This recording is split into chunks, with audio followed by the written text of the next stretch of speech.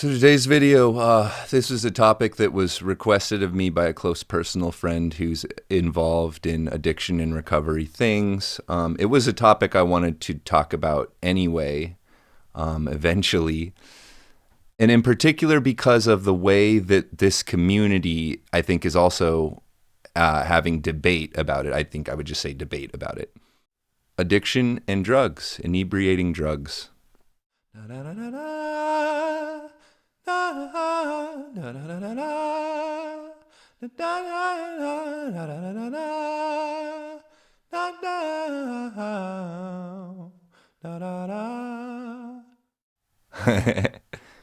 Namaste to you, my weird, strange friends. I am not ready for this right now. I'm not ready. I'm got a headache. I got a backache. I've been sitting too much. I've been doing yoga, but I've been sitting too much. I'm really into crow pose right now. So I get up, I do crow pose, I do 10 push-ups, I sit down again, I edit, do my work. So I'm not ready. But I showed up. And you showed up. So let's talk. Showing up is a cornerstone to me. Showing up. Go to the battlefield and stand. That's all. Stand. Just go there. Stand. Again, the narrative that I espouse here is that two people pleasured one another and then out popped me. And I came into this world with no agenda, no values, no interest. This was all ingrained into me. So I'm describing the victim mentality, that you come into life and it's just kind of inflicted on you. That's how you start. And over time, as you experience and witness and see things and get involved, try things, get disappointed, get hurt, see role models, see better actors, according to you, from your own perspective, you start kind of taking the reins a little more, And this is all so conventional New Age, I'm sorry. But what I'm trying to say is we call this thing the victim mentality, but it's natural and native to us. It's our original condition. It's our original sin. It's what we're trying to outgrow or clean up away from. So it's forgivable. It's fine. Don't worry about being a victim. Just when you see that structure, keep seeing it. Don't deny it. Don't deny it. Keep seeing it. Keep seeing it.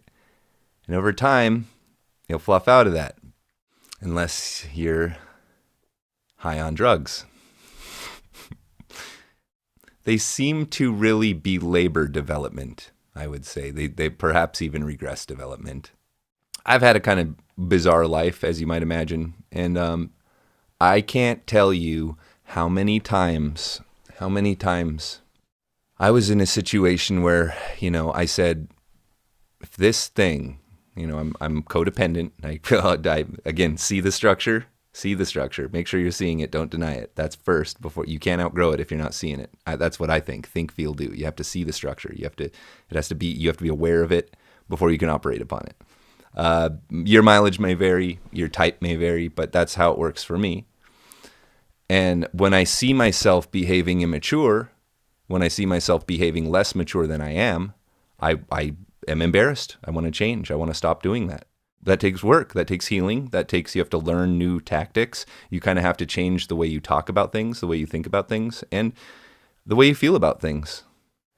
So I just want to say, how many times in my life that I felt like, if this doesn't work out, I'm boned. It's over. I'm screwed. I don't know what I'll do. Many times, every couple of years almost. And then it happens, and then it breaks. It goes south. You're out. Fuck you. And then I'm still here. So I was not being perfectly realistic about if that didn't work out. In fact, one of the better things I could have done would have been to make a plan for if it didn't work out. But you know all this. Every single time that's happened, it has ultimately resulted in something that made me happier and better in terms of my own values, a better person, made me more moral. It got me closer to my soul's kind of vision or fantasy for myself, what I want out of this existence on the lower levels, the material levels, the social levels, in the marketplace, we might say. It's made my personality better. As I gain that awareness, I realize when I'm hurting people or hurting myself. And I'm getting better at communicating about these things, getting desensitized to vulnerability and asking for things. It's really hard for me, and putting my foot down. It's very, very difficult. It's very awkward when I do that. And so then when I do, I'm challenging myself. I'm going out there, I'm showing up, and I'm trying to do it. Then I have to deal with the aftermath of that cleanup. Like, now I feel like a jerk because I was the one being the problem for someone else. I was negative. I abandoned their thing. And then I hate myself and I'm guilty. And it's never too late. Never. If you're here, it's not too late. I'm here and it's not too late. I remind myself this all the time. In terms of my structures, I think we've kind of figured me out at this point. I'm in therapy. I'm pretty mid on clinical diagnosis. I recognize that in a lot of cases it's I recognize that it's an extremely important tool for very serious social problems and personal problems. Giving someone a science-based diagnosis and then giving them a science-based mind-altering chemical that takes away the worst of the symptoms of it in exchange for taking away some other things, that's often a good bargain. That's a good deal. So I'm not anti-pharmaceutical or anti-vaccinating. I mean, just case by case, or have your own perspective. I'm not out here to say whether that's right or wrong for you. So what we're doing here at an armchair level, of course, is generally not clinical. I make a distinction between clinical and positive psychology. Clinical is about getting rid of problem things that are like so problematic. Like almost all diagnoses are like, this must cause significant impairment, or you yourself must recognize that this is basically, you can have two people with the same issues, and for one of those people, it's a problem because of the goals that they have and the structures, their family and their lifestyle and everything. Their addiction is a problem. You might have someone else that has a totally different lifestyle, and they're doing all kinds of drugs, and it's just fine. There's no problem. I think of one of my favorite movies, one of my favorite films ever made is Terry Gilliam's Fear and Loathing in Las Vegas, based on the Hunter S. Thompson book. Fantastic book, fantastic movie, and it's all about a guy who seems to be able to do any drug under the sun all the time and just still be like, not a great guy, but certainly an inspiring person, certainly worth your time, and a fantastic artist and a fantastic journalist. And there's a lot of bad that comes with the good, but he's a pretty powerful thinker and a pretty powerful voice, and a horrible drug user. Heck, I was in a rock band for a while where it would have been awkward if I hadn't tried cocaine.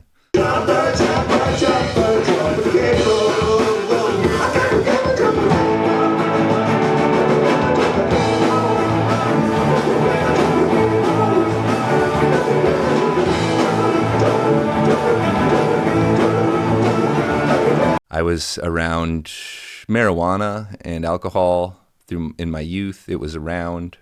Drugs were around. It was cool to do. It was social. It was a social currency. So in my teens and stuff, I really thought drugs were cool. I was like, yeah, like I wish I could get more drugs. There was no like, ooh, like stay away from that. Like try not to do too much of that. Like that's kind of more how I am today. But in high school or whatever, I'd somehow get my hands on some bad weed once every month, and I'd smoke a little bit and think I was like so trippy and intellectual and go, oh, look at the stars, they're amazing, on weed.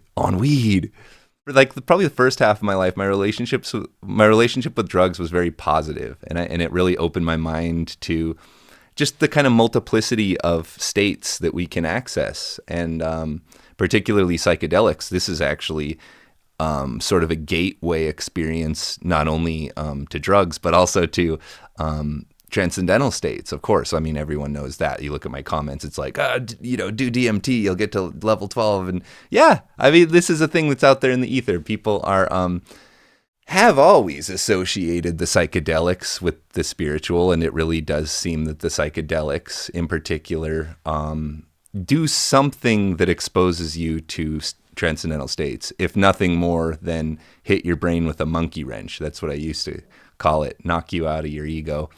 And more science came out after that, and it's kind of like, or maybe I just became aware of it, but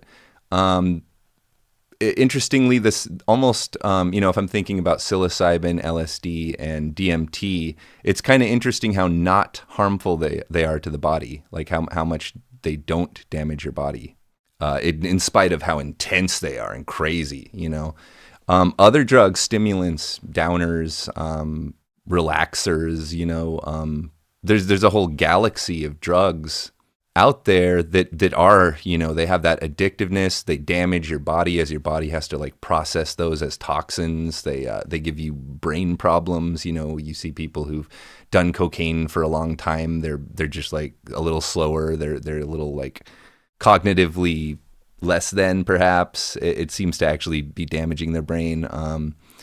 People who've done heroin, it's like they'll never get away from that dragon. It's always somewhere in the back of their mind, even if they're totally clean, just like, oh man, that would be so nice to do that again.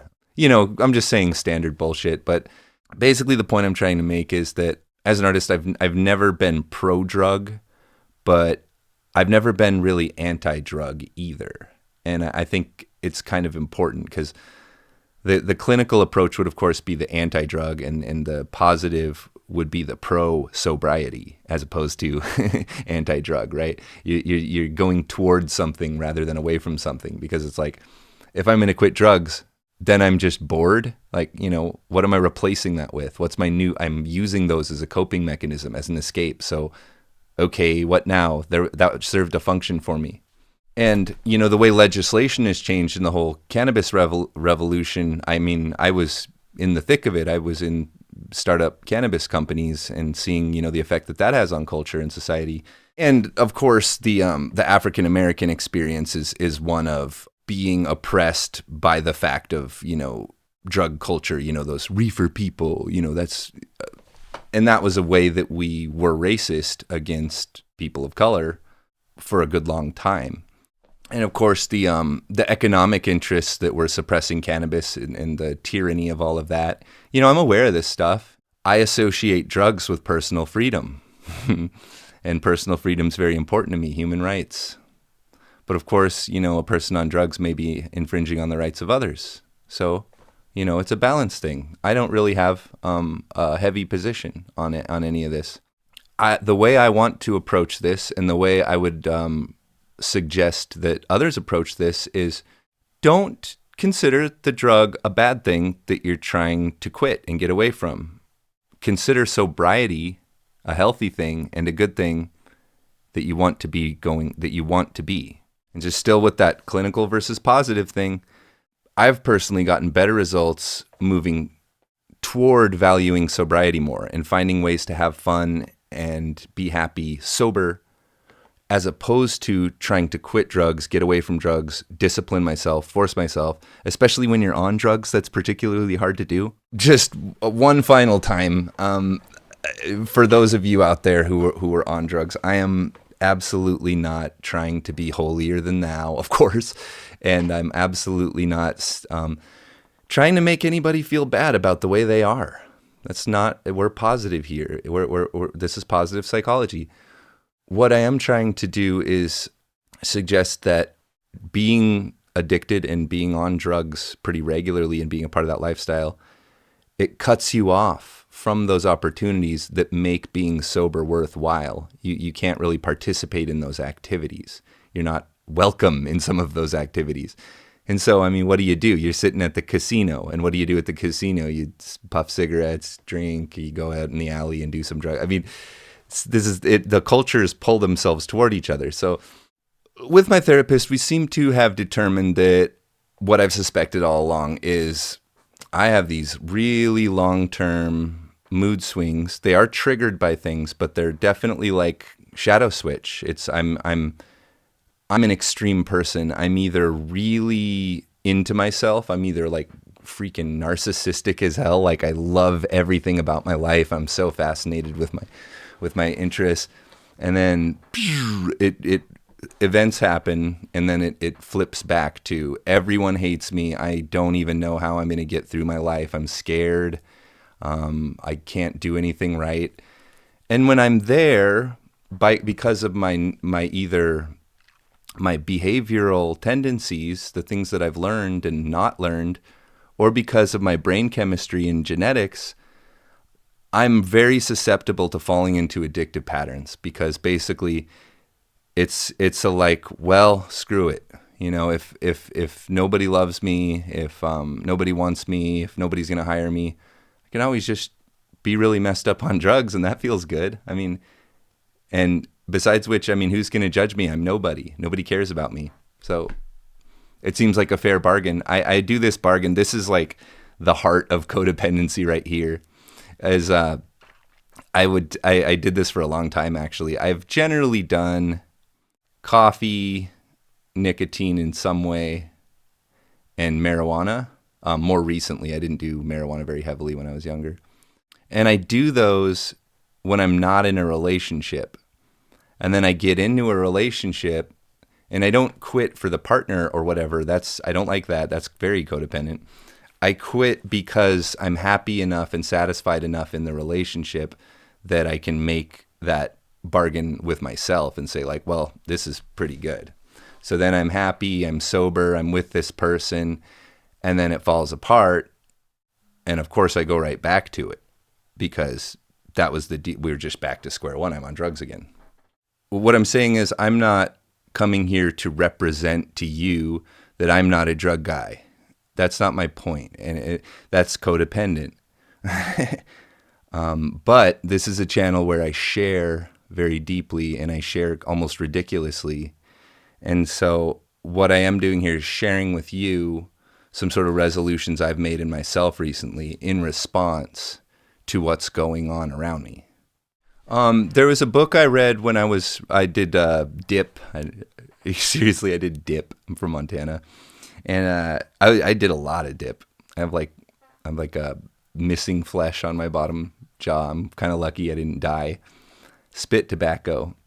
And I read this book, The Easy Way to Quit, and I did successfully quit for a couple years after reading that book. One of the things that impressed upon me is, just think about, people like this. Just think about people who are just like, they just don't need drugs at all. It's just, you can be that person. You just don't need it. It's fine. People offer you, it's like, oh, no, that's cool. You're good. I've been there, right? So it's possible, and you could be there now. You could get there starting now, right? But if you're not there now, you're not there now. Just understand that exists. You're not a person who is chronically addicted forever. There's something wrong here. There's a problem if you want to not be addicted and you are. This is shadow stuff. For about the last year, as I explained in the Love Art Spiral, I had a pretty big disappointment in my life, a pretty big what I would consider betrayal, and in response to that, I got back into weed, and I smoked lots and lots and lots and lots of weed. And also, in response to that, I got really serious about Unthink Me. There's positive and negative to this, right? And it's just weed. It's just little old weed. Dr. Drew Pinsky, one of my heroes, his perspective that he would repeat quite a bit is, weed is not a big deal. There's no reason to feel strongly about weed. It's bad. It's bad for you, for most people. It's not good for most people. I think it's kind of silly to call it like medicine for most people. Understand, most people. There are actual health conditions that it really helps with, and emotional things that it really helps with, and lifestyles that it's really appropriate for. I mean, think of Snoop Dogg, Bob Marley. There's a place for this. But I'm talking about me. I'm a person who uses it toxically. I use it as an escape. I use it because I'm editing video for 16 hours, and it's just easier to be high while I do that. I don't feel body pain as much. I don't feel lonely as much. A lot of people, I'm sure, can relate to that. The reason you do drugs is, well, I move bricks around all day, and then when I get off work, I have to just drink tons and tons of alcohol because my muscles hurt, and I won't be able to sleep because I'm so worried about everything. That's a pattern. I've been there. And I guess there's a bit of defensiveness because a lot of the people who have been toxic to me and have betrayed me in a lot of ways, their position was that I shouldn't smoke weed. So it's almost like, oh, well, okay, now you're not in my life, and I'm fine to smoke weed again. Not that I was not smoking weed for that person, but just that, with them out of the picture, now I don't have to consider that factor anymore. And I want to say to myself, I don't have any problem with the fact that I did that. I forgive that in myself. It's fine. It's cool. I had a lot of fun. Like I said, this has been the best time in my entire life. I've never been this pleased with my life. I was smoking tons of dope. I was making tons of Unthink Me, and I'm sorry. Okay. And it actually worked. And, I'm really happy with what this is. And so now I'm in love. And it's just natural for me to not be high right now because I'm happy.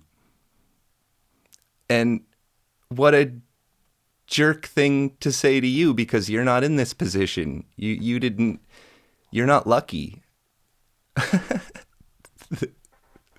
you know, what a transformation to call this lucky, right?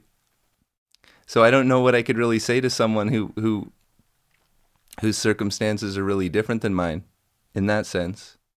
But we're at a moment now where it's important to who I'm becoming to be sober again. I'm embarrassed that I do dream work videos and I don't have anything to talk about in recent times. That's because I've been smoking weed. I don't know how your system works, but in my system, in my experience, I cannot do dream work when I'm getting stoned all the time. I think any addictive seems to affect it. I've only had those really profound dream experiences when I was completely sober. I consider that the yoga guy is completely sober. I don't know if that's everyone. I mean, I know there's yoga people who, are champing down the medicine, the hashish, what have you.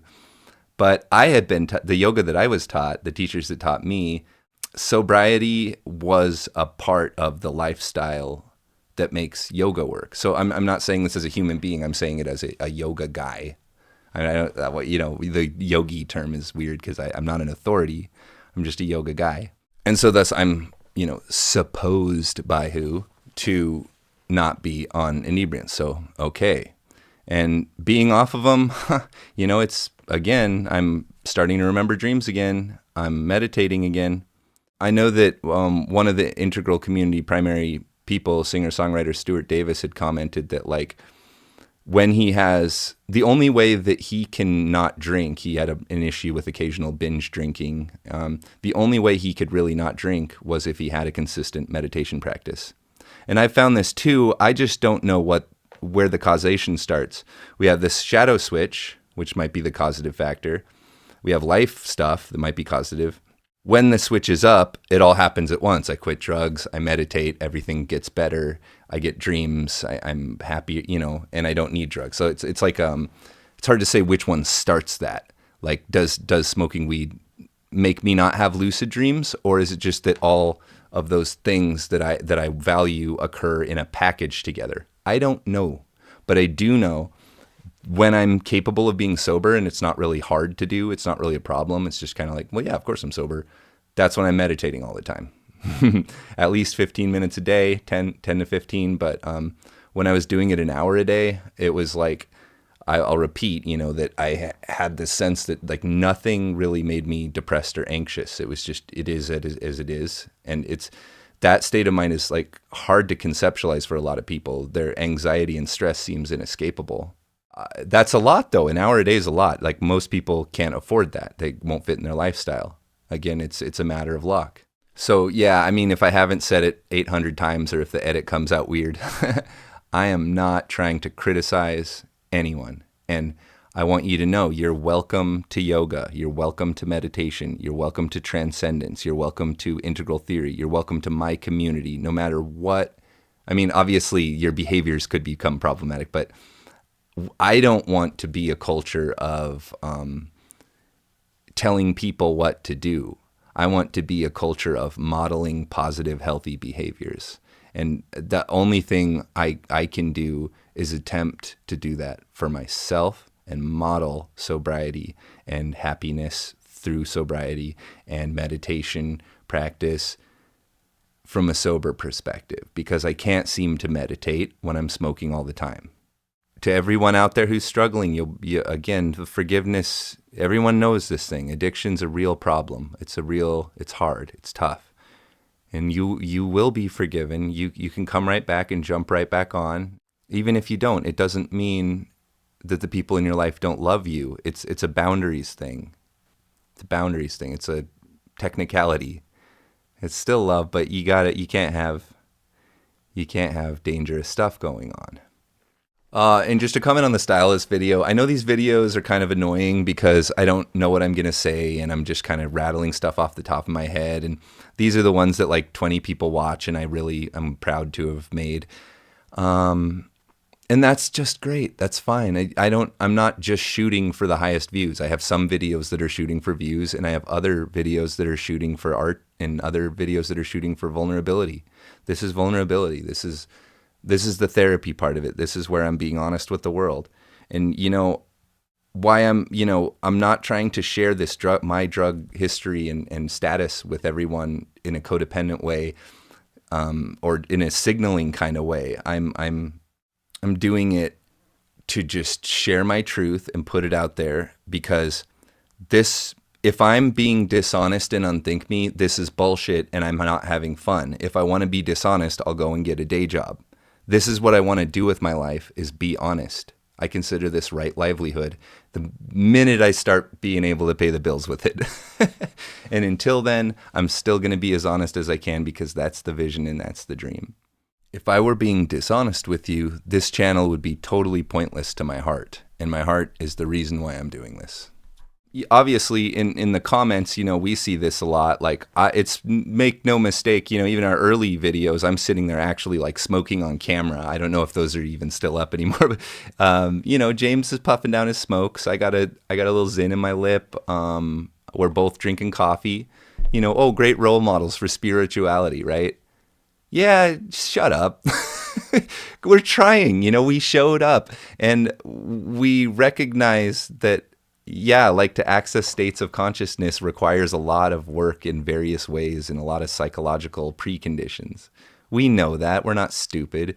We're also very insistent that we're not trying to be role models. We're just talking about these ideas. This is a welcome place for those people. But it does get into the question now of a dialogue I see happening pretty much everywhere in Integral is kind of, how does second tier represent itself? Am I a second tier representative? I mean, I'm calling myself a Teal meme representative because making videos about integral theory is the main thing I'm doing with myself. That seems pretty darn second tier. But the whole time I was doing it, I was addicted. I had a drug habit, a pretty mildly, it was an inhibiting factor. It was a problem. It made me worse at what I was doing slightly. I don't think that's a failure to represent Teal. I think there's a lot of people with the Teal cognitive structure and even Teal values who haven't made a transition to sobriety or who don't believe that they need to. I don't have any problem with that. Some of you do. And this is a discussion we're having. This is an ongoing debate. I feel like people are learning a lot about integral theory from my channel in spite of the fact that I was smoking tons of weed. And I am now going to not smoke weed because I'm the experiment. I'm going to test. We're going to find out. And even if if I find out that being off of weed makes me an enlightened master or a good authority on Teal, well, great. Now we've done the experiment. Now we know. And now I can kick everyone out who's on drugs. That's not really the dream. That's not the vision. I want to welcome everyone in, model sobriety, and say, you're welcome here. And I just want to say it's perfectly great. It's wonderful being sober. And we don't need to do drugs to have fun together. That's what I want to model. But yes, I will definitely make that claim, though, that in my opinion, if you're pursuing state work and you're addicted to one or more drugs pretty hardcore, I don't think it's very realistic. You know, like when I said, yeah, I'm trying to do dream work. It's not very realistic. You know, if I'm really trying, I pretty much, because of my chemistry and my body and my lifestyle, I kind of can't be on weed. Aw, I love weed. Weed's really fun. Weed's great.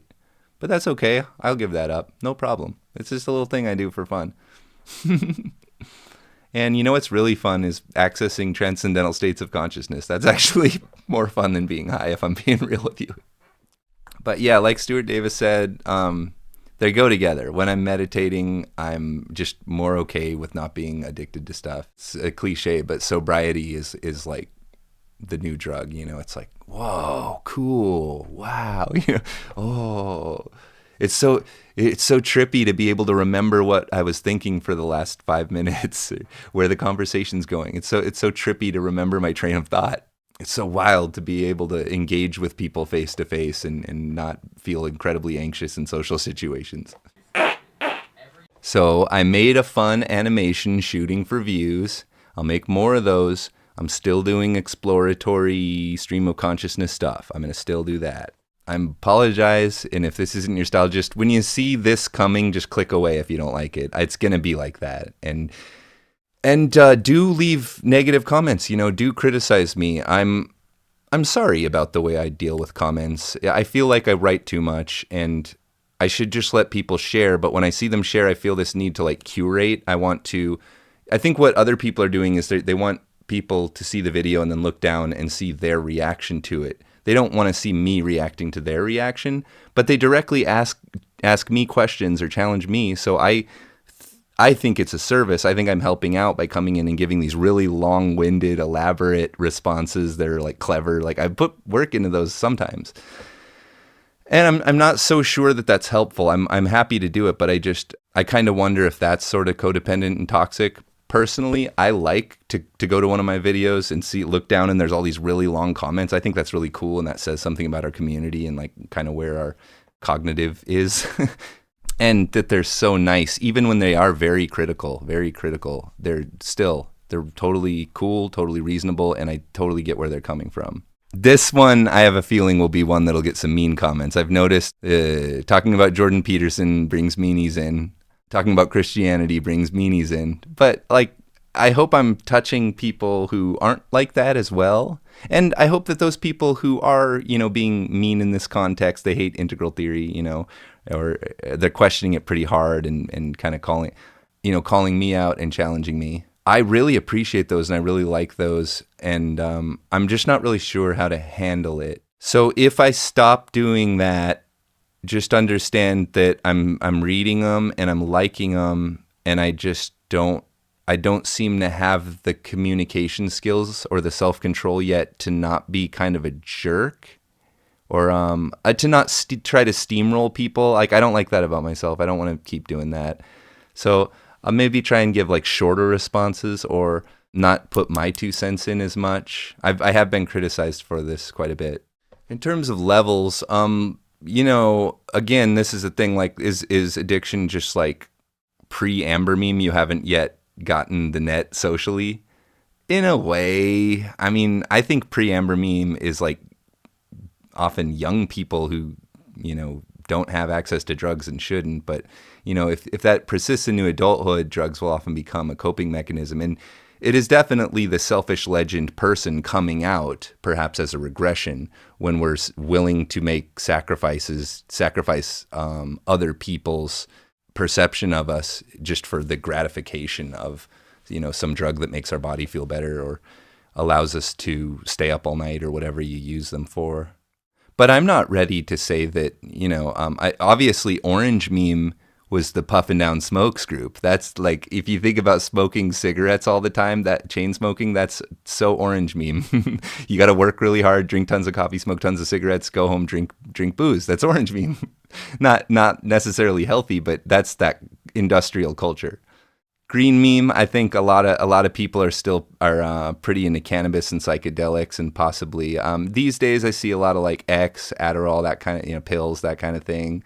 Again, unhealthy versions. I think healthy green often it does a lot of cannabis.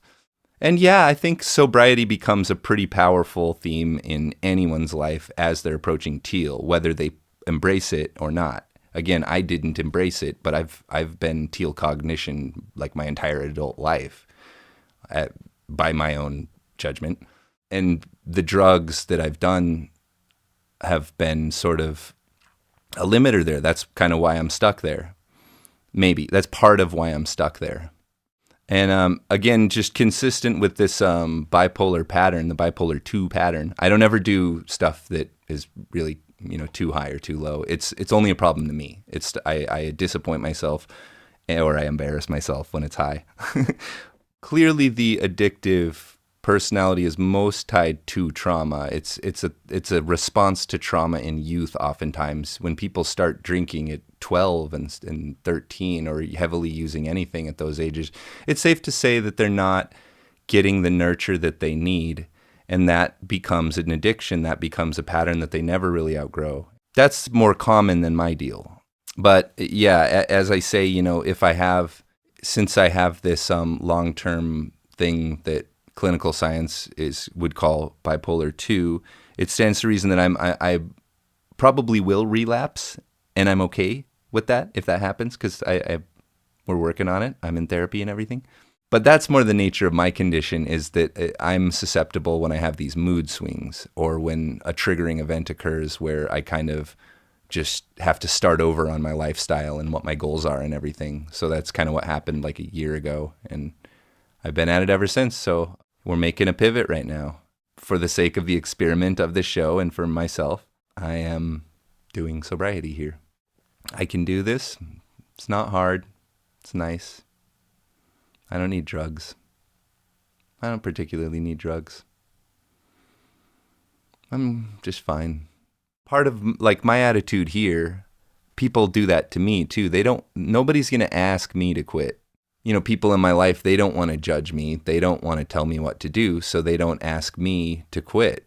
And they shouldn't. That's not their job. But nobody ever asked me to quit, so everybody's being so nice about it. No, it's fine. You're doing good. You're good.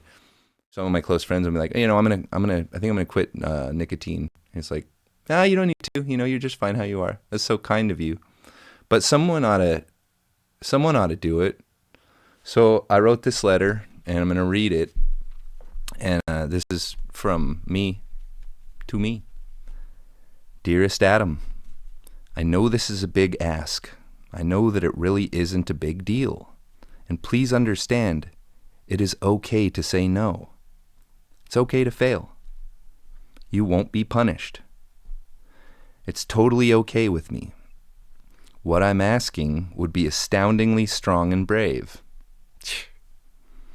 I am asking you to quit weed, quit nicotine, quit coffee, and meditate at least 10 minutes every day. I'm asking because I love you and want the best for you. I'll never give up on you, and I just want to give you a nudge, buddy. Heart, heart, tilde, Adam. So now somebody's asked me, yeah, that was a really nice letter. That was really well done, Adam. So let's see if I can do it for you. And it sounds like, you'll forgive me if I fail. Again, I know how hard it is. What people who aren't addicted don't realize is you don't quit once. You quit forever. You quit for the rest of your life. There's withdrawal symptoms for a week or two, but that structure in you that needs you to use a thing to be in control of your emotions is still there, and it's not going anywhere until you do some serious work, or maybe not ever. Maybe it's impossible. Don't know. I'm not a dang doctor, and I don't think they know either, as far as I can tell. But definitely get those role models in your life. Get those people in your life who are doing just fine. If you're hanging out with a lot of people who need drugs, that's going to rub off on you. You're the sum of the 5 people you spend the most time with, blah, blah, blah. Get sober friends. Go to events and meet people. Hey, do you smoke weed? No, I'm not really into that. There's one. What do they do for fun? How do they manage to do this?